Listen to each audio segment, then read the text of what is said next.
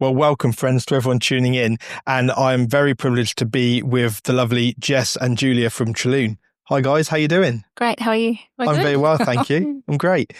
So you're fresh off the plane from Tasmania? Mm-hmm.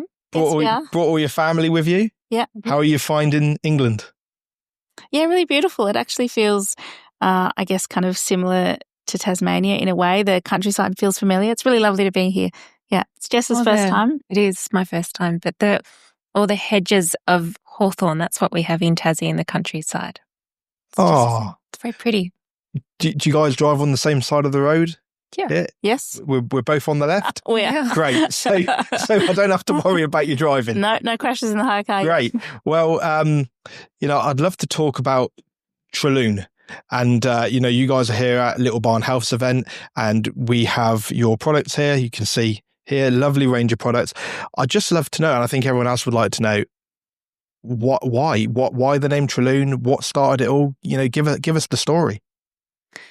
So Julia and I had talked for a while about making something, going back to our roots of making herbal teas, tinctures, salves, creams, the sort of things that we grew up with Mum doing.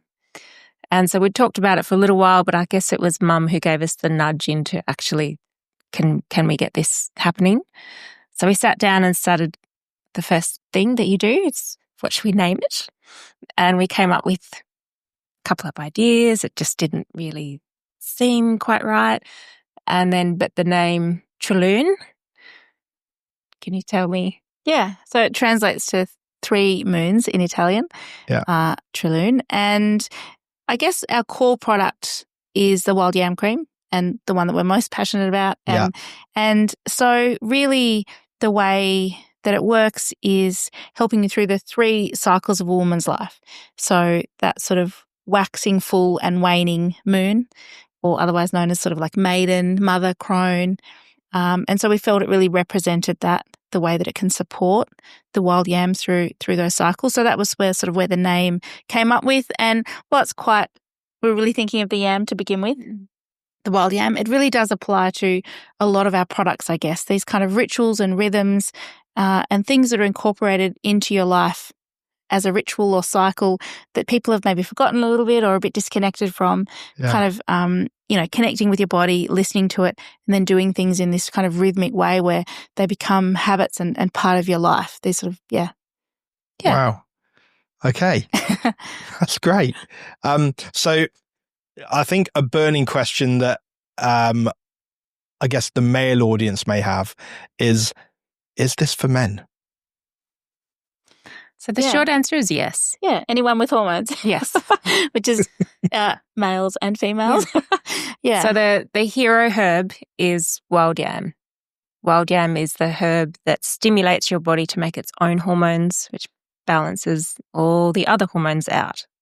So the main hormone that should be dominant in everyone, male or female, is progesterone.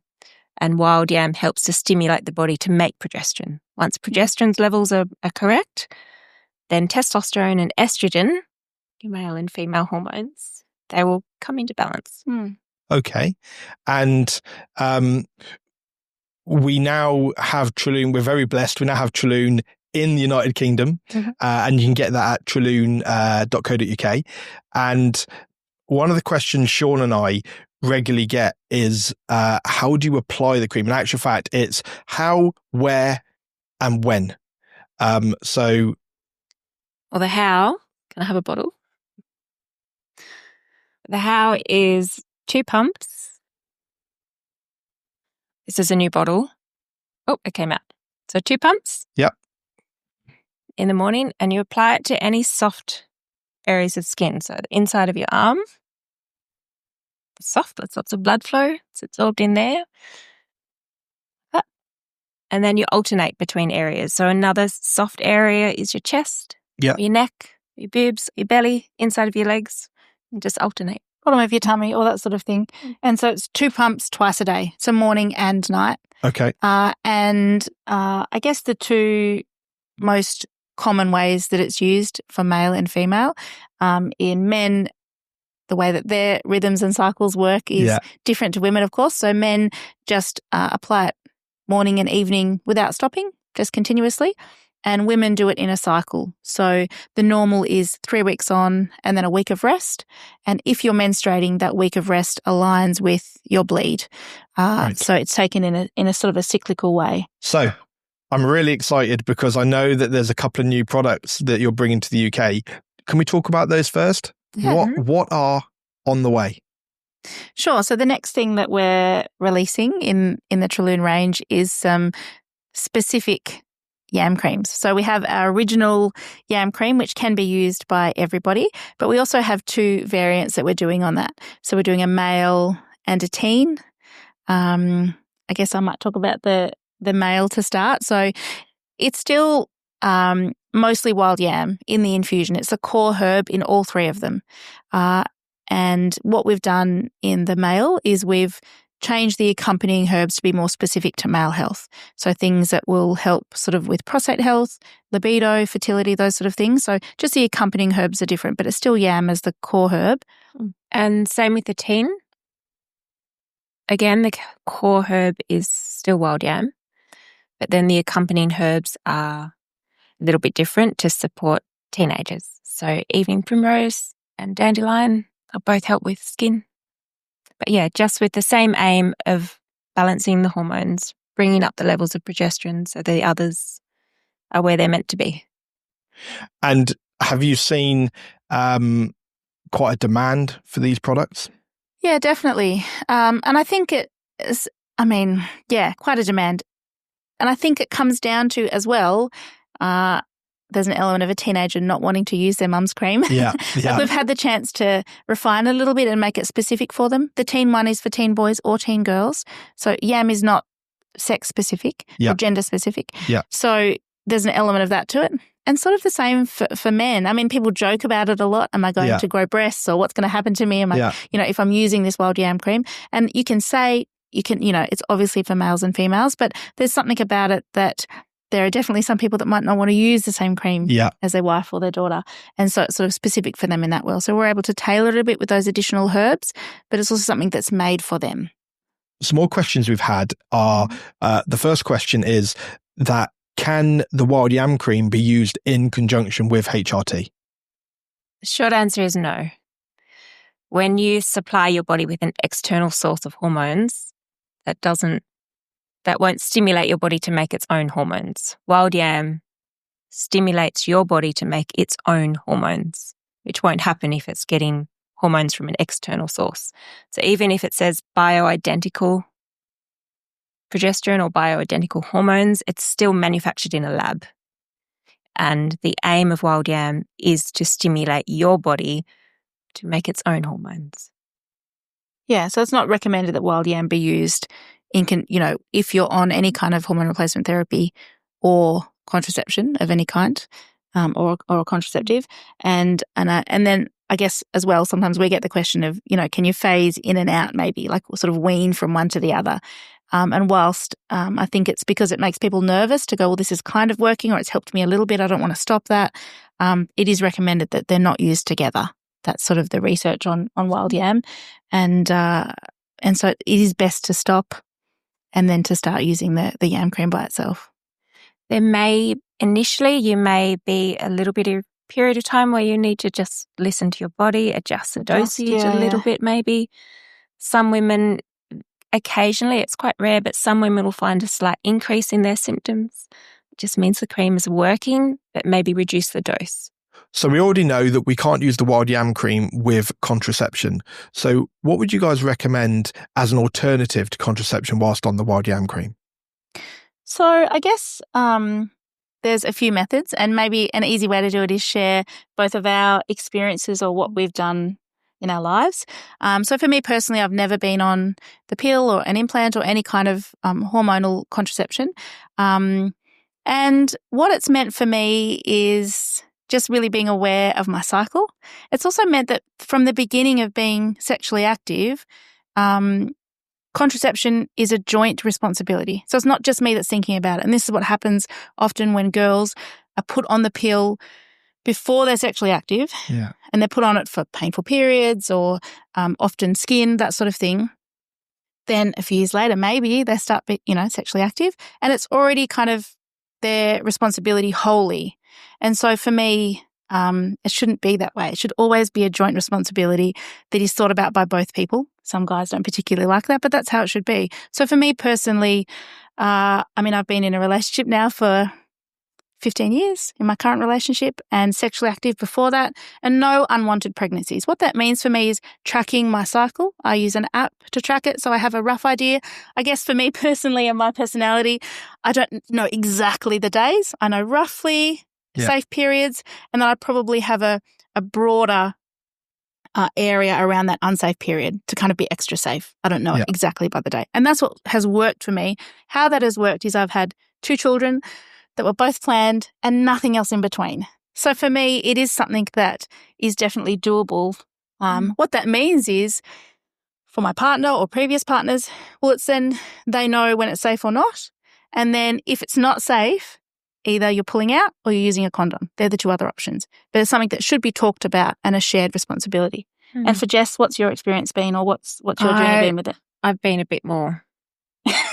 This is a personality more exact, and I'm a little bit more detail orientated. So I started when I was about 18 with a piece of paper with very tiny grids and an old school thermometer under my tongue every single morning, and then tracking my temperature, because there's a temperature fluctuations will tell you different things about what's happening in your body. Checking mucus and then tracking it all in detail. And that gave me it was kind of painful to do, to be honest, but it gave me a very good understanding of exactly what my cycle was. And it was around about the same time that I first started using wild yam cream. And what it did to my cycle was it brought it like sharp into like 28 days every single time. And that was really good for my tracking, because then it was all neat. But then tracking it so carefully like that, I knew exactly the day when I was going to be fertile and exactly the day when I was no longer fertile. And so my buffer period would be a lot shorter than Jules. And then once I sort of understood my cycle and could read my body, then I stopped taking my temperature so religiously, because I kind of knew what I had. Yeah. And I had my 3 daughters, and I probably had a couple of cycles in between each pregnancy once I finished breastfeeding, and then decided to fall pregnant again. They were planned. A couple of years ago, I found a new app with a new thermometer that is all tracked by Bluetooth. And so that made it a lot easier. So then I used that again to sort of check in again, and new technology and new thermometer. And I did the same thing because I felt like my cycle had changed a little bit in 20 years, and it had a little bit. And again, wild yam just keeps everything neat for me with my cycle. It'll bring it into perfect sync. And there's different versions. There's different ways. I like that. I like that there's, but it doesn't 2 have to different be, examples it doesn't there. have to be daunting or scary. No. Because for some people they go, if I come off it, I'm just going to fall pregnant like that. Yeah. But actually the window is quite small. There is. So I don't take my temperature anymore. I just did that for a short period of time. Now I use an app just to track, and that just gives me a little clue. I just put a bit of information in every month, and then that just gives me little reminders of, that's where I'm at. And it's like a backup reminder of, I'm aware of what's happening in my body, and that's just like a little backup reminder. Or if I'm like, actually, what day am I? I'll check my app. I'm like, And what I like about this is, I think it's unfair, but in society, the onus is almost on the female to use contraception, which is wrong. But what I like about what you guys have just both said is actually you've just give 2 ways where you're not being invasive in your body. You're not putting any chemicals in your body. This is just, these are natural ways that ladies can protect themselves without harming their body. I just think that's really good. And like I say, I'm really pleased that you guys are on a mission to educate. So, ladies, asking for a friend. Does this help with a lady's libido? Yeah, absolutely. Yeah, absolutely. Yeah. That's what progesterone does. Progesterone, when it's in its correct levels, is, a healthy libido. Great. And we can buy this at wholesale levels? It's something that is one of the symptoms of often of your hormones being out of balance. And it's, can often just be attributed to other things. Oh, she's a busy mum with little kids and she doesn't think about it anymore, doesn't have any time for it, doesn't feel like she's in the mood. And there's many layers to it often, but it's sort of can often, the loss of it or lack can often be attributed to other things rather than it being maybe my hormones are out of balance and my cycle is not a healthy cycle, because it's normal in a woman's monthly cycle for that to also be a little bit of a wave and, so there to be curves there. That's normal. It's not normal for it to be completely absent. Yeah. Okay, so to keep the question balanced, what about men's libido? Yeah, well, the same. Yeah, the same. I mean, so with the main libido hormone in men and women is testosterone. So if women have low testosterone, they don't have much libido. It's the same with men. If their testosterone drops, their libido drops. Progesterone, when it's in balance, will bring up testosterone levels if they're too low. So that in men and women, it's the same. Yeah.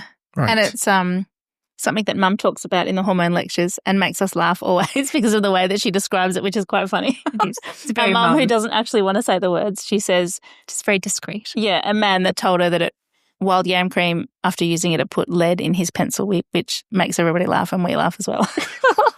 But yeah, it definitely is a lovely side effect of it, of your hormones being in balance. So I've known you guys for a little while now and we've had a few conversations. And one of the things that I've taken is you guys are on a mission to educate. Yeah. Mm-hmm. Yeah. And so we know the wild yam cream can deal with menopause and perimenopausal symptoms. And also it can help the younger generation. And I guess the question is, how can it help a woman who has began her cycle or some of the symptoms of a cycle? Yeah. So there's kind of like classic PMS sort of things where people are, kind of write it off as, oh, don't go near it, or she's this or she's that sort of thing. But also the sort of the narrative of, oh, it's your period, this is what just suck it up. Yeah. This is, you're going to be miserable. Like all these sort of cultural norms that have come about a woman's cycle. Yeah, things that they're told that you just sort of have to put up with. And of course, this effect that it then has on the people around them, whether it's their partner or their family or that sort of thing. So wild yam, it's normal in your monthly cycle for there to be an ebb and flow of many things, of your libido, of your energy levels, all that sort of stuff. I think well, certainly when I was growing up, we never spoke about it. If, obviously I'm now aware that my mum would have been having cycles, but I wasn't aware as a child and we didn't ever discuss it in the household. And I hope you don't find this a personal question, but you guys have your own families. And so, what do you do in your household? Do you communicate well about this subject? I live in a full girl household. I have 3 teenage girls. And then I have another girl that has also moved in. And of course, all our cycles sync in. Yeah. So I'm an exception because we're a full girl household. So we talk about it all the time. But I don't think it should be an exception. I think it should be talked about. So, I mean, growing up, what our understanding of it wasn't talked about heaps. The girls, it was talked to, this is what's happening or coming. And I just have memories of Mum growing up, and it just would be once a month for a day or two. She'd go, oh, these are my sit down days, or it's my sit down day, and she would be soft and slow, and obviously that sort of first day of your bleed. And so we had that awareness.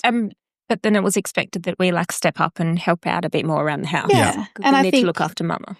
So you guys are a band of 3, actually. You have Ivan that works with you. Yes, he's part of the team. Yeah. How can you talk how it is for Ivan fitting in between 2 girls in this industry?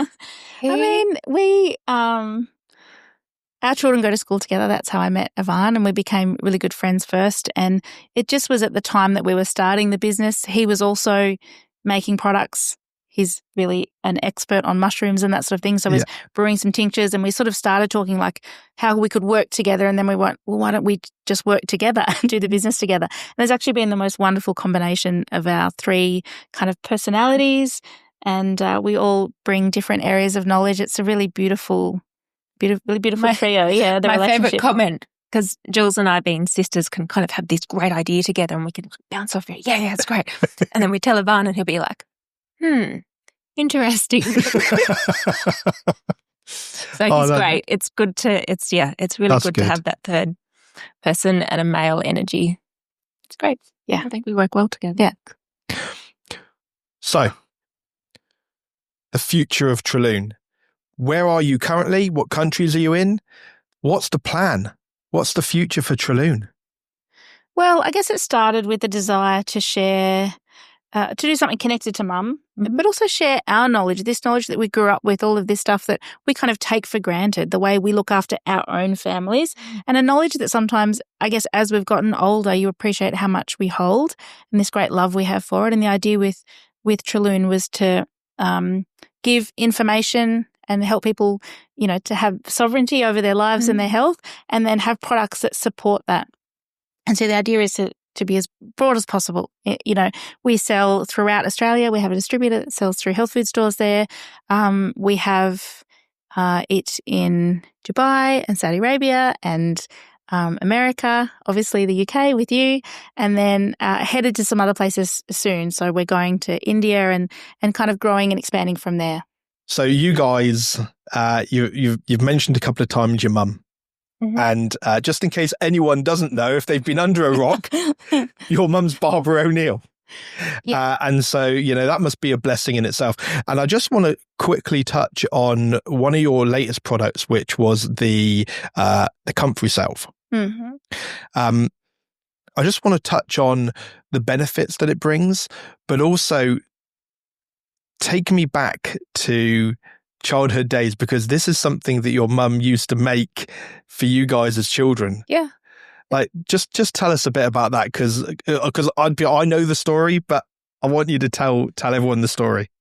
Well, it was always in our cupboard, but how did Mum used to make it? So we would go and pick, and it has little prickles on it. So I used to complain about picking it by hand. So Mum would be like, get the kitchen tongs out and the scissors and a baking tray and give it to me so I wouldn't complain about getting prickles in my fingers. We'd go and harvest big piles of the leaves. We'd go and lay them out on trays in the oven on really, really, really, really, really low to dehydrate them. And then we'd put them in big glass jars. Once they were dried, we'd push them all into big glass jars, fill it up with a couple of tins of olive oil, only when they're on special. The supermarket. Put the lids on and put them on the windowsill in the sun for about 6 weeks. And the yellow olive oil would slowly turn into this rich, dark forest green. And then we knew it was ready. Then we'd take it, strain it, mix it with beeswax, salve. To fix it all, cure it all. Well, put on anything that hurts. I mean, that was the general kind of, obviously it's, has really powerful anti-inflammatory and kind of soothing properties. Yeah. It's a really powerful herb, comfrey. And so, but in our home, it was also sort of used for anything that hurts. And I mean, the grandchildren now, all of our kids, laugh that Mum pulls it out at almost anything that's hurting. You just pull a little bit of this out on it. So we have a version, I guess, that we've made where we've taken it. Well, we joke that we've taken it and improved it, but we've made it our own. So we have comfrey leaf that we use, and also a little bit of the comfrey root. We have rosemary in there. It just happened to be that they, are growing together in our garden, and it also has anti-inflammatory properties.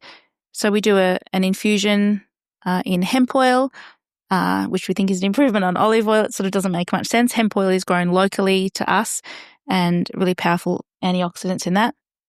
So after that infusion, we combine it with beeswax, a little bit of shea butter, which gives it a little bit of a nicer texture for absorbing into your skin.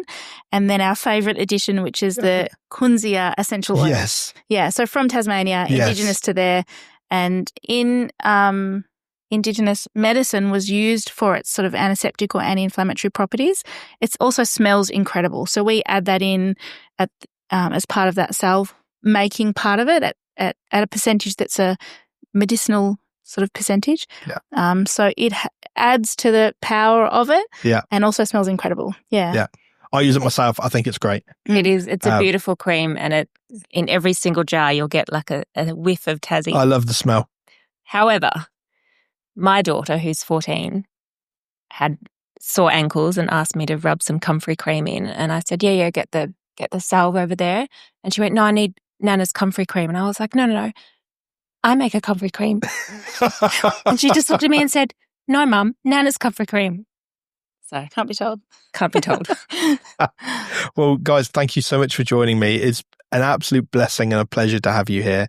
And I think we're going to go and visit Downton Abbey tomorrow, Highclere Castle. Yeah, Mum's very excited. Yeah. She loves the castle. Yeah. I'm not sure if I'll have to dress up as Carson and look after her. But anyway, thank you guys for joining us. Thanks, Ricky. Thank you.